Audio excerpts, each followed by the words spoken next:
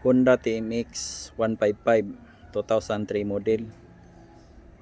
Ito yung next project natin, kaya sundan nyo ang video hanggang matapos itong project bike natin. Yung makina gawin nating 100% kondisyon.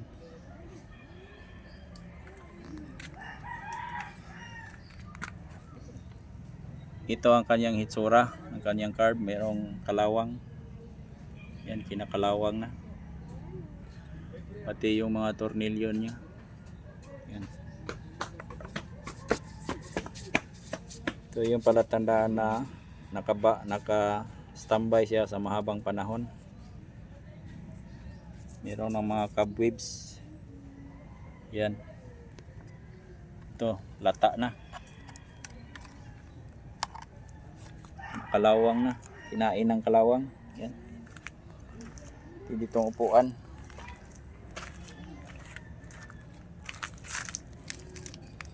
CDI type na po siya dahil 2003 model na TMX 155. Yung ating i-restore, yan, kinakalawang na pati kadina.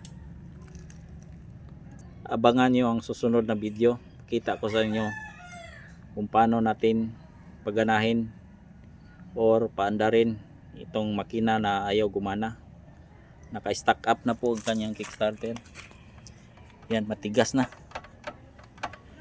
ayaw na mag-crank. Yung diskarte natin dito, unahin natin yung top overhaul. Pag gumana na yung crank, tingnan natin kung hindi ba nag-overheat at yung connecting rod niya nasa 100 condition ba.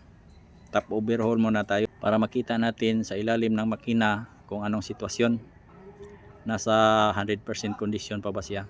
Kaya sundan nyo ang next video natin, yung kabuuan transformation niya para umandar ito.